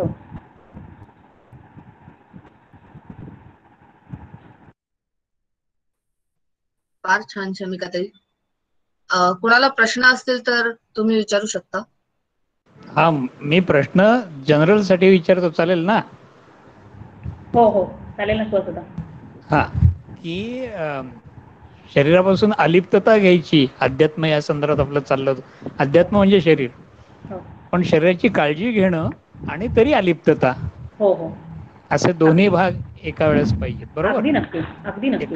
औषधं घ्यायची आहेत, औषधांनी बरं वाटणारे ही मानसिकता पाहिजे, पण तेवढ्याच पुरतं ते राहायला पाहिजे, त्यानंतर अलिप्तता असं ते घ्यायला पाहिजे, हा, बरोबर. म्हणजे शरीराला लागलं तर जो उदाहरण दिलं मी डॉक्टर काकांचं जे उदाहरण दिलं की एक गुडघ्या त्याने उदाहरण दिलं, त्याच्यामध्ये जे करायचं तिकडे करायचं झालेलं आहे, तर अडकायचं नाहीये.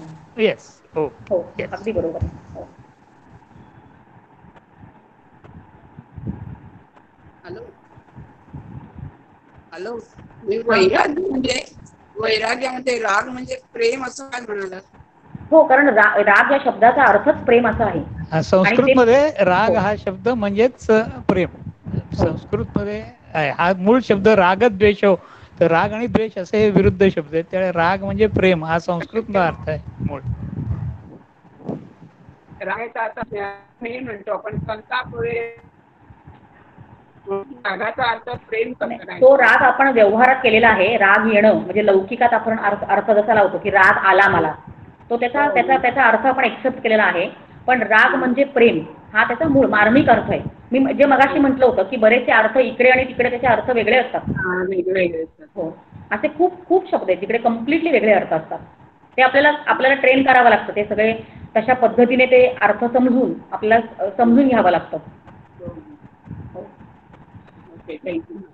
शमिकाताई, फक्त वैराग्याचे जे तुम्ही 3 नावं दिलेत, हो, गुणमय, गुणकार्य आणि गुणवध, गुणगंध वैराग्य, गुणगंध. हा, तर ते गुणगंधाचे नुसते आम्हाला नावं सांगा फक्त. जसं गुणमय वैराग्य म्हणजे जे गुणमय वैराग्य, जास्त मी त्याच्याबद्दल बोललेच नाही करत. गुणमय वैराग्य सत्वरज तम त्याच्यामध्ये आहेत परत, पण तो प्रकारचं वैराग्य, ते प्रकारचं वैराग्य जे आहे ते आपण जेव्हा आपल्या अंतःकरणामधनं जेव्हा सत्वरज तम असं हँडल करून जेव्हा ते वैराग्य आणायचा प्रयत्न करतो, म्हणजे परत देहाच्या संदर्भात आहे ते, स्थूल देह आणि सूक्ष्म देह, त्याच्याबद्दल जेव्हा आपण तो वैराग्य बाणायचा प्रयत्न करतो त्याला गुणमय वैराग्य असं म्हणतात.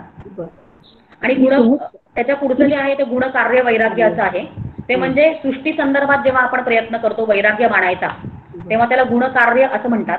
आणि गुणगंध वैराग्य हे संतांना असतं की त्यांना मला वैराग्य आहे याचा गंधही नसतो, म्हणजे त्या वैराग्यामध्ये खूप सहजता असते. इकडे आपल्या सगळ्यांना टार्गेट करायचं, म्हणजे आपण टार्गेट करायचं गुणगंधासाठी की वैराग्य इतकं सहज आतमध्ये बांधलेलं आहे की मला वैराग्य आहे याची जाणीवही तिथे नाहीये. मी कुमुद कवीश्वर बोलते. छान, थँक्यू. मी कुमुद कवीश्वर बोलतेय. हो, नमस्कार. शेतकऱ्यांच्या घरातनं. तर माझी बहीण येते. ते तुम्ही ते ह्यांचं पुस्तक सांगितलं, साधक सोपानबद्दल बोलले की साधक सोपान. हो, देशमुख काकांचं पुस्तक सांगितलं की नाही? होय ते होय. मला हवंय. ते कसं मिळेल? ते मी ग्रुपवर कुठे मिळू शकतं ते आपल्याला ऑनलाईन मागवता येतं. श्रीकृपा प्रकाशन, डॉक्टर काकांचं इनहाऊस प्रकाशन, आम्ही आमच्यासारख्या साधकांनी एकत्र मिळून ते प्रकाशन स्टार्ट केलेलं आहे. नागपूरला आहेत हे लोक, आणि आपण ऑनलाईन ते मागवू शकतो. त्या पुस्तकाचं नाव साधक सोपान असं आहे, आणि ग्रुपवरती इन्फॉर्मेशन आम्ही देऊ ती इन्फॉर्मेशन. साधक सोपान. हो, आणि ते कुठून घेऊ शकतो नाही, ते तुम्हाला ऑनलाईन तिकडून मागावं लागेल. ती कुठे मिळेल त्याचा पत्ताही देतो आम्ही तुम्हाला. आणि हे खूपच सुंदर सांगितलं. मी प्रॅक्टिकल याच्यात चालू मार्गावर जाण्याचं, पण प्रॅक्टिकल सांगितलं. खूप सुंदर. नमस्कार, मी वैशाली पळसेकर. हो, नमस्कार. फार आपला म्हणजे ओघवत्या भाषेत आणि ही जी आहे सोपी उदाहरणं घेऊन तुम्ही सांगितलेलं, स्पष्ट केलेलं आहे. शम दमादी षटक, मुमुक्ष साधक कसा असावा, फारच सुंदर. धन्यवाद. नमस्कार, धन्यवाद.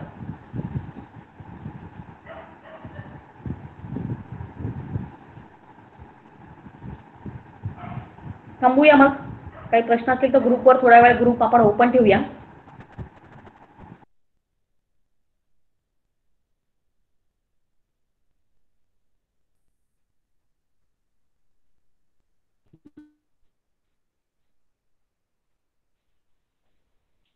नमस्कार. खूप होय, धन्यवाद.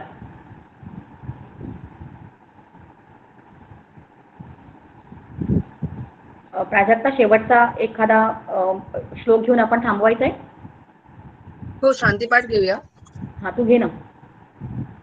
ॐ पूर्णमदः पूर्णमिदं पूर्णात् पूर्णमुदच्यते पूर्णस्य पूर्णमादाय पूर्णमेवावशिष्यते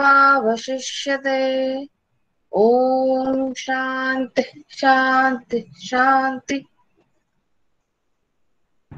जय श्रीराम. नमस्कार. जय जय रघुवीर समर्थ. जय जय रघुवीर समर्थ.